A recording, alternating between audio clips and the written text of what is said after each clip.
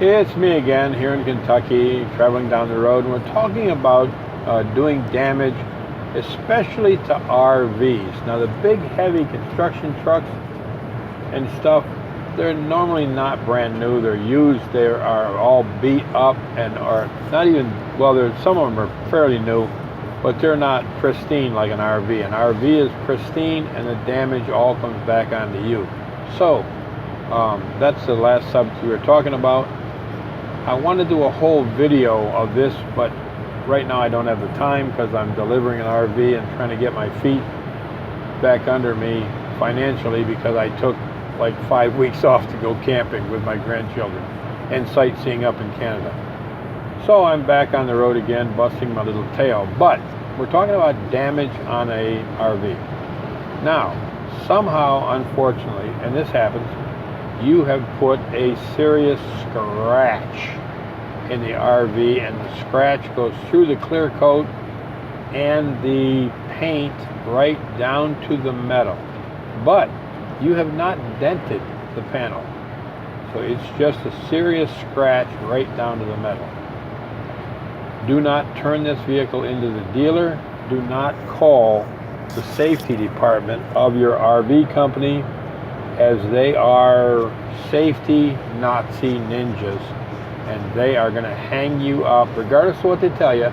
They're going to hang you out to dry immediately. Take your $1,000 escrow and giggle in your face, because the next time they're going to take $1,500 escrow, 10% of every job until you get $1,500 built up again.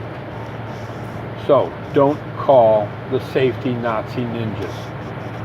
What you want to do is take your smartphone. You want to clean the scratch up with a clean rag and some Windex, so whatever dirt you had on it, you can get a clear look at it. Then you want to take your smartphone and start taking pictures of the scratch. And you want to take a picture of the scratch from about 3 different angles, looking down on it, looking straight at it, looking sideways on it, whatever slightly changes that color. Then you want to, and that's in the sunlight, then you want to stand there so the scratch is in the shade, and you want to take the same 3 pictures of it in the shade. The reason being, if the sunlight's on it, you're going to show metal flake and a different color than when you're in the shade, because this vehicle is going to be inspected. When you turn this vehicle in, do not park the vehicle with the sunlight shining on the damage. Put the vehicle so that it's shaded. Regardless of what you have to do, make all attempts to put it in the shade, so it's not as visible. In the sunlight, it's just going to, whatever you do, possibly is going to stick out your sore thumb. So you've taken pictures of this, about 6 to 10 pictures of it from different angles and different lighting. Okay, because you're going to deliver it in pretty much, you never deliver it indoors with fluorescent light. If you knew you were going to take a fluorescent light, get near one, and then do the pictures. So, you've taken pictures of this, you go to AutoZone or Advanced Auto, whoever you like, and you go there and you take your pictures and you go to the touch-up paint section. Then you look your pictures up and you start picking out 3 to 5 touch-up paints that come as close as possible to your damage. And your picture is going to have different shades. But you'll all of a sudden start seeing that, wait a minute, if I mix in a Pepsi Cola bottle cap, if I mix this color and that color, and maybe a little bit of this color to lighten it up, or that color to darken it, or that color to add a little red to it, then you can mix these up in a bottle cap, and with your touch-up paint, well, before you do that, you will take and buy a roll of blue masking tape for cars. Get the 3M, the rest of it's all junk, it doesn't work. Get 3M and take that and tape off the damage exactly where the scratch is only. So the only thing left exposed, and you have to be very careful with the tape, The only thing left exposed is the damage. Now, all you have on there is a big gob of blue tape, both sides of the scratch, and the only thing showing is the scratch itself.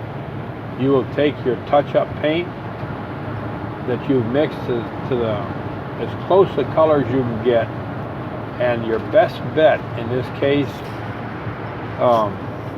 almost pardon me for saying so, is before you apply the paint, the touch-up paint, get a woman's opinion on whether it's close enough, the color is close enough or not.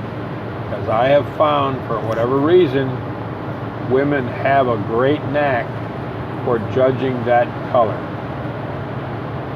And my story behind that is my sister has the greatest eye in the world for color matching. I get a piece that I got to match, and she goes, you have to subtract purple, a little bit of purple. You have too much purple in it, you have to subtract purple. And I'm standing there with a big question mark over my head. What? Are you crazy? Subtract purple. And I go, how the hell do you do that? I can add purple. She says, no. You would find the opposite of a red and blue, which is a brown and a yellow, and put that in there and subtract the purple. So, whatever. If you're smart and you have a choice, get a woman to check your color before you apply it. Then apply it, and don't worry too much about the thickness. It's going to go on thin, but this touch-up paint is actually exactly like nail polish. It's cut with acetone instead of lacquer thinner. So it goes on, but it goes on and it shrinks immensely. So you'll put it on, you'll watch it shrink and dry, and you might put on another coat or two coats to get it as thick as the rest of the paint. Now, you let that dry, and it's going to dry very quickly because it's acetone for a solvent. Let that dry and thoroughly, and then gently peel the paper off, the masking tape, and you should have what looks like a factory screw-up that they forgot to rub a spot out. And you might take a little bit of 1000 grit wet sand and wet sand a little bit, just enough so that you can't feel the scratch in there, and it will not look like you did the damage. It looks like the factory goofed up and didn't buff it out, and they'll have their body shop buff it out. You'll never know the difference, or they'll finish touching it up, but it doesn't come back on you as a scratch. That's a longer process situation, but it's going to save you $1,000 every day of the week.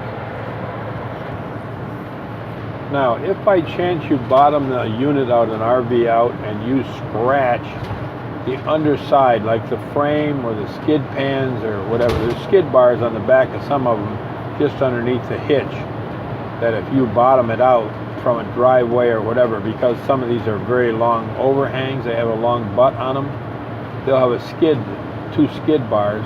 They look at these skid bars, and if the paint's missing off them, that's your problem on there too.